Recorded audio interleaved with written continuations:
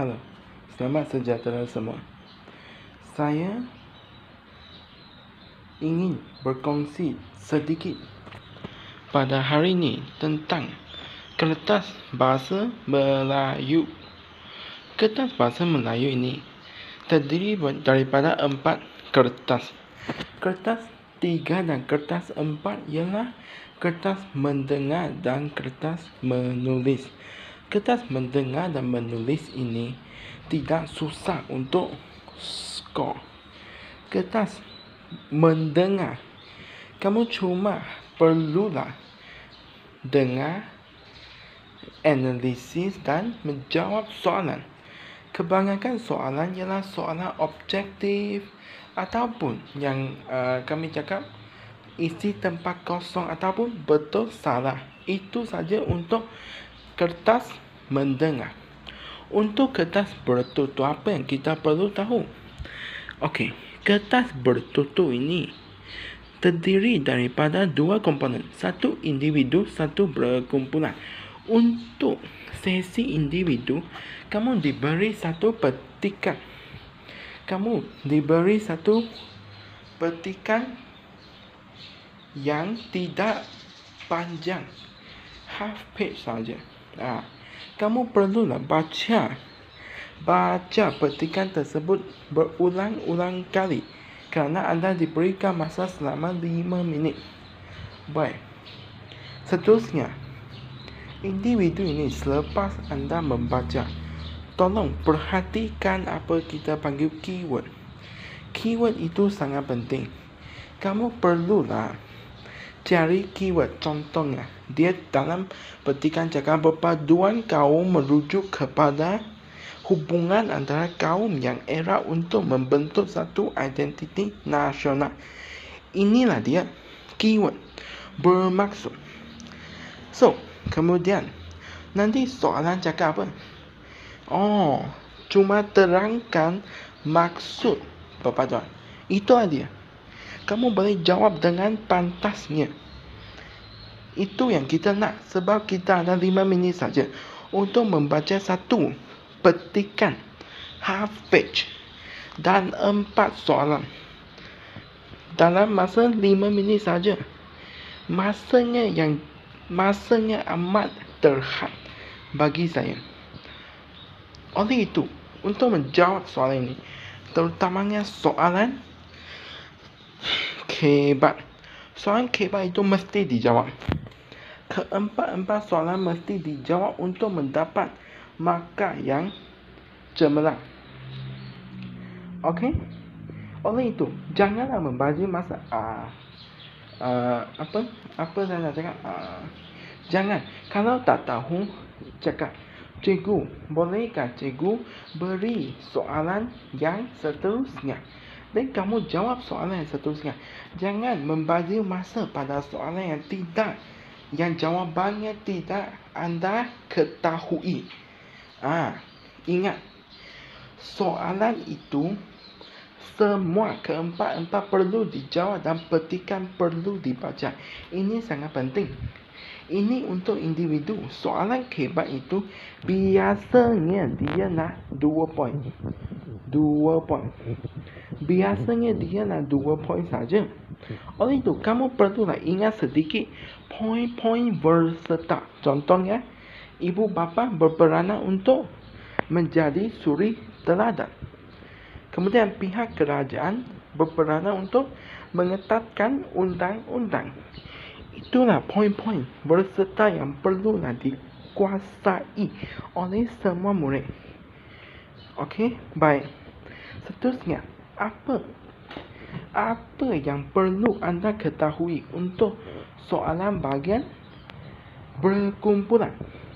Untuk berkumpulan ini, kamu perlulah tahu apa dia. Perkumpulan perlu ada apa komponen untuk skor dalam rubrik penskoran SPM. Bukan bahasa baku semua. Banyak yang cakap perlu guna bahasa baku. Contohnya bahasa. Contohnya bahasa. Contohnya Malaysia. Contohnya bank. Tidak perlu. Kalau Anda biasa dengan penggunaan bahasa baku, teruskan usaha Anda yang murni itu. Teruskan. Okey? Penggunaan bahasa baku adalah optional. Optional saja. Bukan diwajibkan. Yang diwajibkan apa? Untuk dapat markah yang cemerlang dalam kumpulan Anda. Yang diwajibkan apa? Dalam rubrik penskoran, paling aktif. Paling aktif bermaksud apa? Bermaksud banyak bercakap. Banyak bercakap. Bermaksud paling aktif. Untuk skor markah yang baik dalam kertas tertutup, kami perlulah aktif bercakap. Contohnya dia bagi satu soalan, langkah-langkah memupuk perpaduan kaum. Apa perlu buat? Apa yang perlu kita buat untuk jadi orang yang paling aktif? Baik.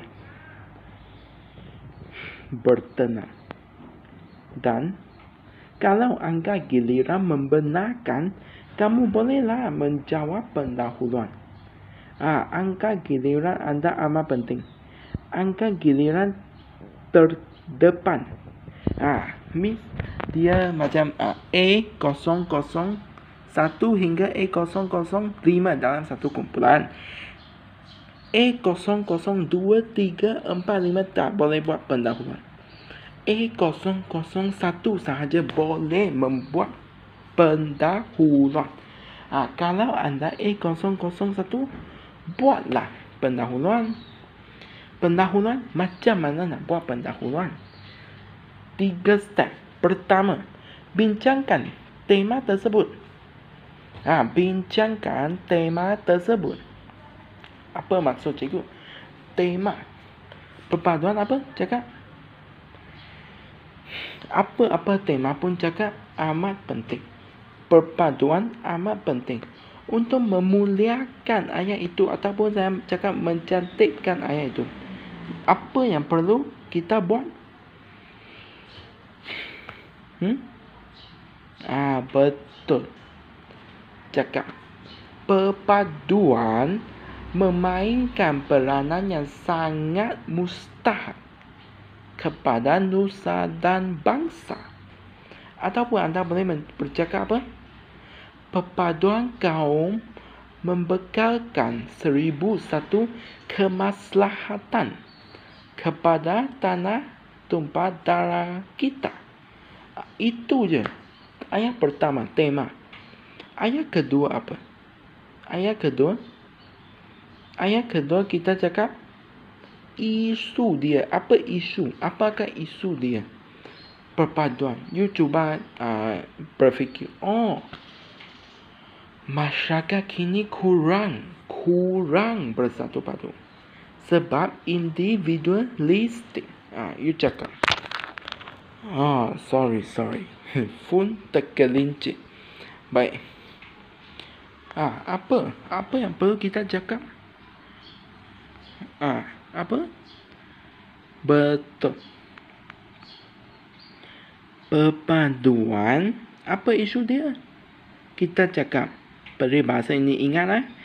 Sayang 1000 kali sayang. Sayang 1000 kali sayang. Bermaksud apa? Tetapi malangnya. Sayang 1000 kali sayang. Masyarakat kontemporari ini. Masyarakat kini. Masyarakat kontemporari ini yang bersikap individualistik. Bagai enau dalam beluka. Melepaskan pucuk masing-masing, telah mengaupakan ataupun mencuaikan ataupun melalaikan ataupun mengetepikan unsur perpaduan yang amat penting atau dominan atau vital atau signifikan atau mustahak ini. Itu je. Tema, isu, ketiga persoalan. Orang tanya kamu soalan, janganlah tanya balik. Persoalannya apakah? Jangan. Kami guna ayat ini yang menjadi mauduk perbincangan. Apa maksud mauduk? M-A-U-D-U-K. Mauduk bermaksud tajuk. Yang menjadi mauduk perbincangan hari ini ialah kepentingan perpaduan. Itu saja pendahuluan. Tema, isu, persoalan. Apa? Tip. T-I-P. Tip. Ingat, pendahuluan guna tip.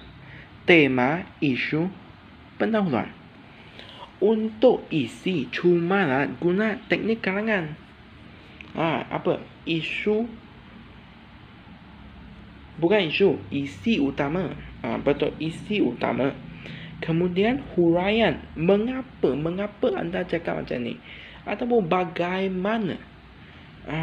Ataupun bagaimana. Kemudian janganlah bagi contoh. Kalau ada boleh bagi, tapi membazir masa. Sebab kamu semua perlu bercakap. Setiap orang perlu bercakap. Baik. Untuk saya tak guna contoh. Apa saya guna? Terus pergi ke huraian kesan. Mesti ada huraian kesan. Kesan daripada tindakan anda. Seterusnya apa kita guna? Kita guna kesimpulan kecil. Apa kesimpulan kecil ini? Kesimpulan kecil ini bolehlah dijadikan contoh. Dalam rubrik penskoran adalah mengatakan kita perlulah menjadi contoh kepada orang lain. Okey, untuk menjadi contoh kepada orang lain, kami perlulah menggunakan kesimpulan kecil. Simple saja. Ulang ayat isi utama. Ingat, pendahuluan tip. Kemudian isi guna apa? Isi kami guna isi utama, huraian mengapa dan huraian kesan dan kesimpulan kecil. Baik, last sekali nak jadi orang yang paling aktif, apa yang perlu kita buat? Kita perlu membuat satu kesimpulan. Semua orang free untuk membuat kesimpulan. Bukan cakap angka giliran pertama ke terakhir. Bukan. Semua orang bebas untuk melakukan kesimpulan. Ada syaratnya. Syaratnya anda ada masa yang mencukupi. 12 hingga 15 minit perlulah siap perbincangan anda. Betul. Ini betul Dia akan stop kamu kalau cakap lebih daripada 15 minit. Ini sangat penting. Okey? Macam mana buat kesimpulan? Simple. Ayat pertama bagi satu kesimpulan. Kesimpulannya ataupun rumusnya ataupun yang banyak orang suka guna akhirul kalam.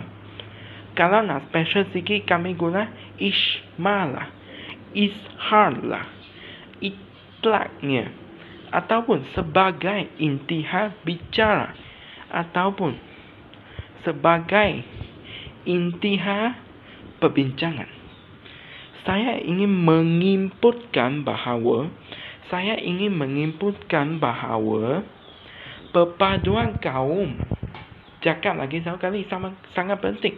Perpaduan kaum merupakan aset yang tidak ternilai harganya. Yang tidak ternilai harganya kepada negara kita. Kemudian apa? Cadangan. Guna cadangan. Apa maksud cadangan? Oleh itu ataupun tak nak guna oleh itu, sudah penat guna perkataan ini. Apa kami guna? Jangan guna oleh sebab itu. Tidak betul. Okey. Kami guna lantaran itu. Lantaran itu, semua rakyat Malaysia perlu bersatu padu. Itu je. Cadangan, anda cadangkan. Semua rakyat Malaysia perlu bersatu padu. Ataupun tukar strukturnya. Kenapa?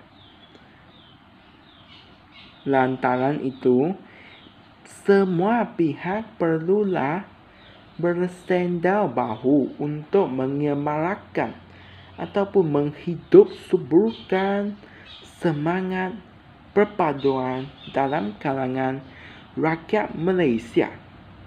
Yang apa? Rakyat Malaysia yang berbilang kaum, warna kulit dan ras. Itu je. Yang last, harapan. Apa harapan? Sekiranya perpaduan kaum dikukuhkan, pastinya ataupun nescaya keharmonian hidup terjamin di dunia akhirat, bermaksud selama-lamanya. Baik, hari ini video sampai sini. Kalau berminat untuk mengambil kelas bimbingan dengan saya seorang pembimbing saja, bukan tutor yang berpengalaman.